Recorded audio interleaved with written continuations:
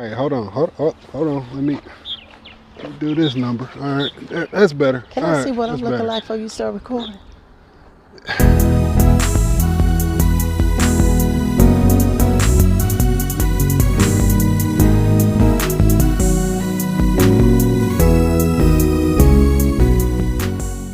I got Mama with me, y'all.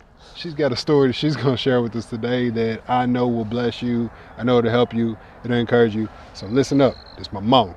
Respect. All right, check it out. Hey, son. Hey. I want to tell you about what happened to me in 1992. Um, I was making a trip down to Mississippi to pick you up from my mama's house, your grandmother, and I heard the audible voice of God said, something is going to happen to you, but you're going to be okay. As I was driving along, I was having a good time just worshiping. And as I got closer to Mississippi, I said, nothing has happened to me yet. I was fine. Well, it was 20 minutes later, so there was this car that pulled out of nowhere in front of me.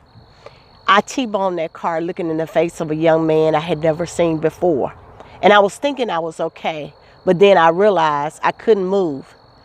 And so an ambulance came to my rescue, and when they got there, they said, ma'am, you may have a broken neck or a broken back. But I was listening to a audio tape of the late Bishop Otis Floyd of the Full Gospel Baptist Church, who was preaching on faith being the master key and how he had to command his body to line up with the Word of God. Well, I started doing the same thing. I commanded my neck and my back to line up with the Word of God. They eventually got me out of their car, took me to a hospital in Yazoo City, Mississippi. When they got me there, I realized they informed me that the young man was DOA. He died on arrival. Well, the young lady that was driving the car was in the ambulance with me. And we both had been beaten really bad, beaten and battered from the impact. But I began to shift my mind off of me and begin to pray for them, the young lady that was driving and that young man that I was looking into his eyes.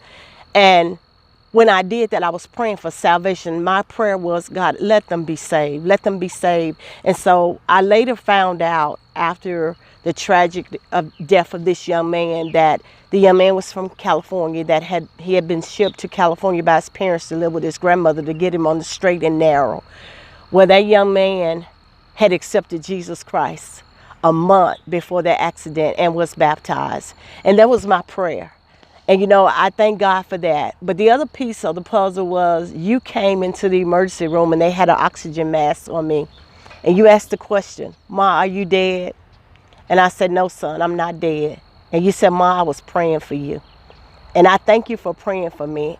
And, you know, here it is years later. You are still praying for me. And I want to thank you.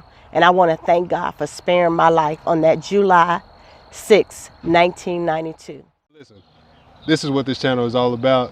If you enjoyed that message, make sure you stick around. We got many, many more to come. Mom's got some more stories that I can't wait to get out of her and share them with you all. All right, till next time, y'all be blessed. Stick around.